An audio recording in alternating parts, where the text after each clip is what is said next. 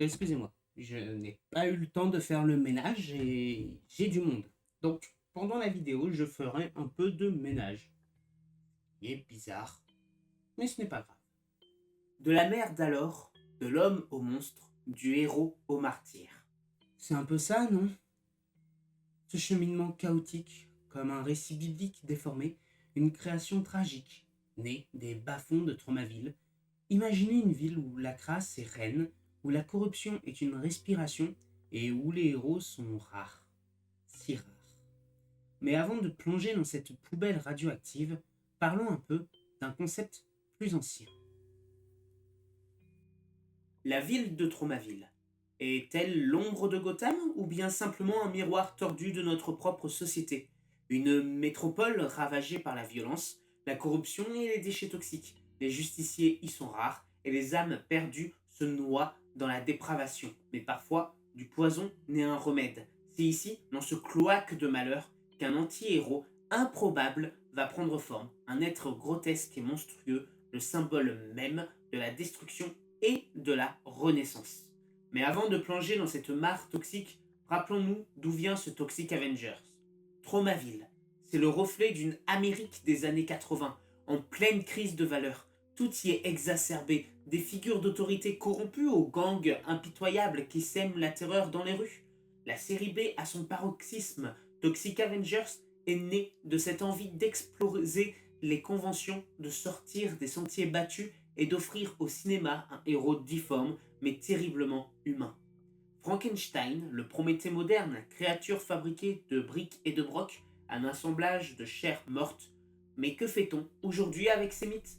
Nous les balançons dans des fûts de produits chimiques, les maltraitant en observant ce que cela peut bien donner, et pour voir ça, parlons de Melvin. Melvin Ferd, c'est lui le personnage que personne ne remarque, celui que l'on piétine.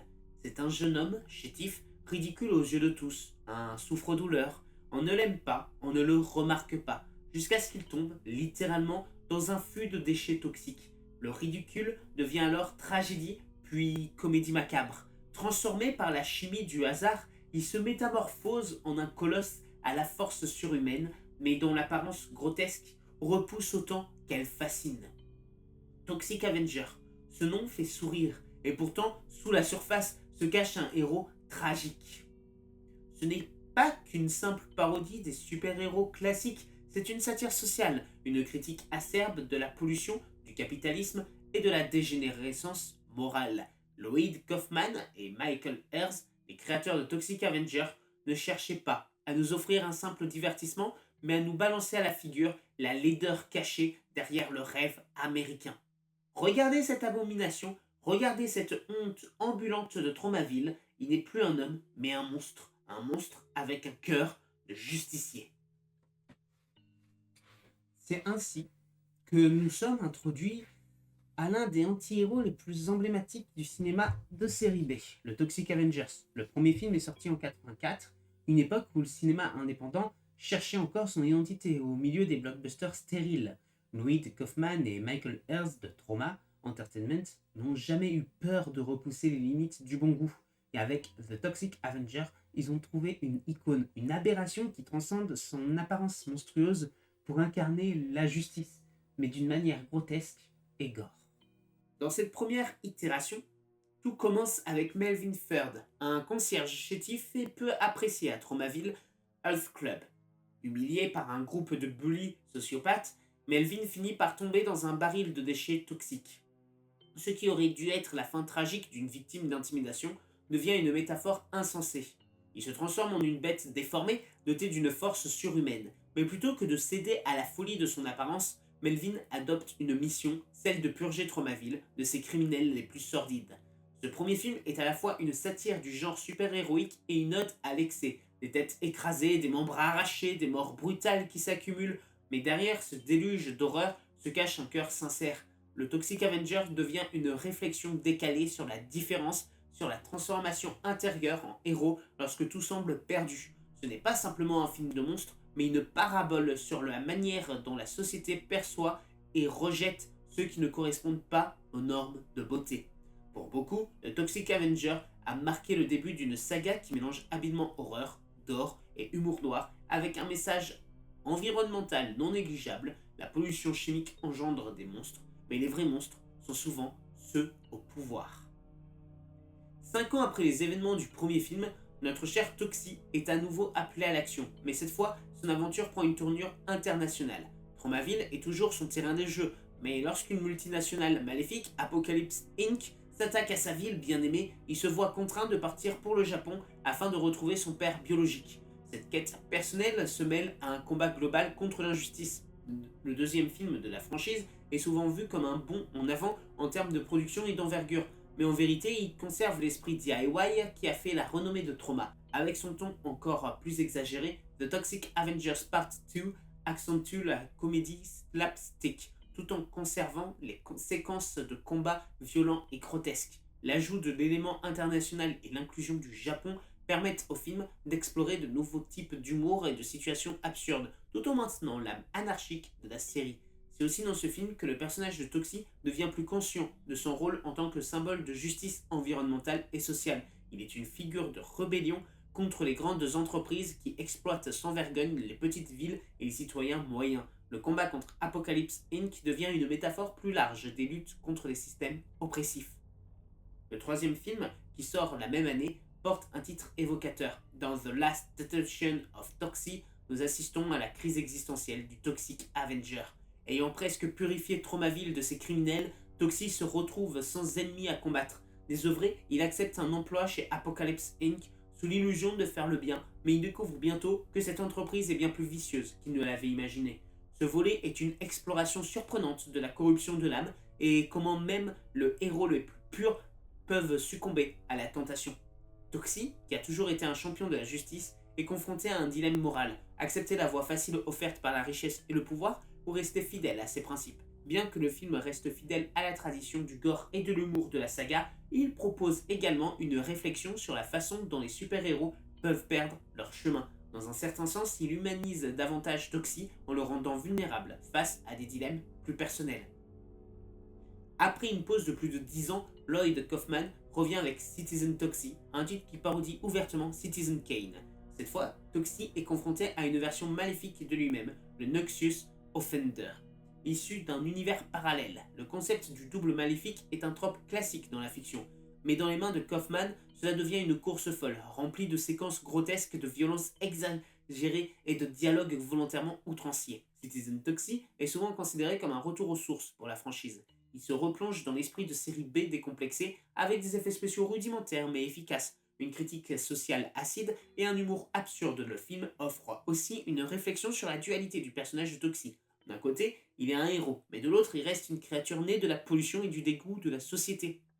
Ce quatrième opus n'est pas simplement une suite de plus, c'est une lettre d'amour aux fans de la franchise, un hommage à tout ce que Trauma représente, l'indépendance, la créativité brute et l'irrévérence totale. Et si certains spectateurs voient le film comme une régression dans l'excès, c'est précisément cet excès qui a toujours défini l'essence même de The Toxic Avenger.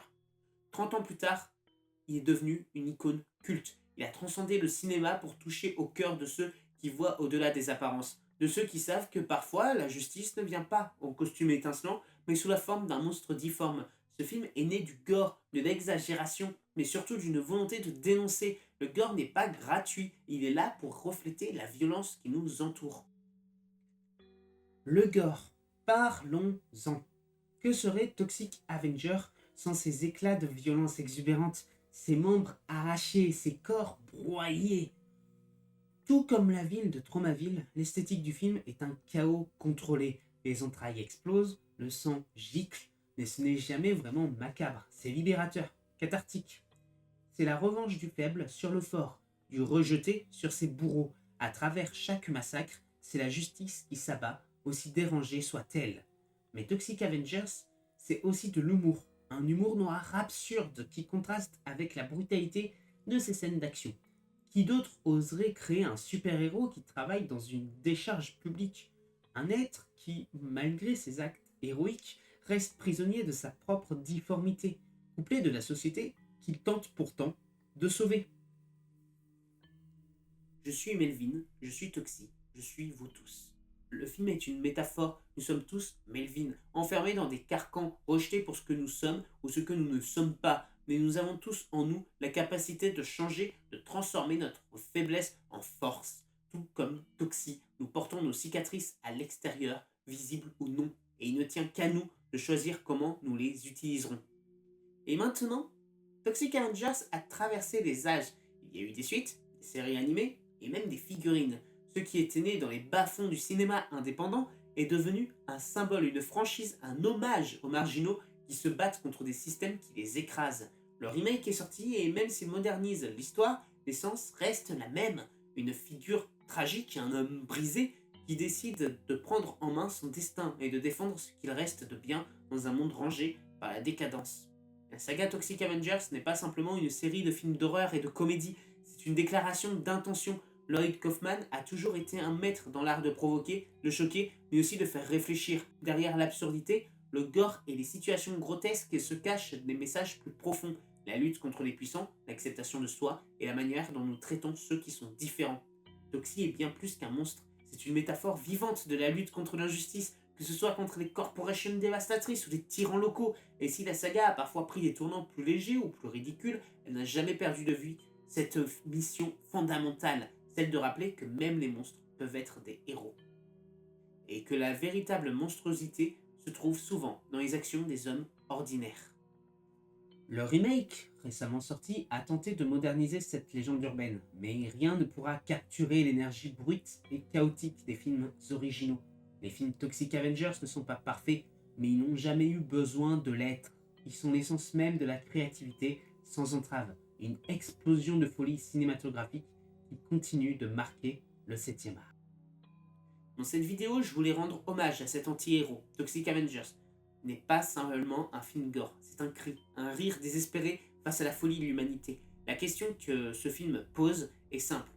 Quand tout s'effondre, qui se lève pour protéger les plus faibles? Qui, sinon un être que la société a déjà rejeté? Voilà ce qu'est Toxic Avenger. Une réflexion sur la monstruosité, sur la vengeance, mais surtout sur la rédemption. Chaque monstre, aussi déformé soit-il, peut devenir un héros. Si cette plongée dans Tromaville vous a plu, n'hésitez pas à laisser un commentaire, à aimer la vidéo et à vous abonner. Peut-être qu'ensemble nous pourrons continuer à explorer les mondes tordus et fascinants du cinéma du genre. Qui sait jusqu'où Toxie nous emmènera.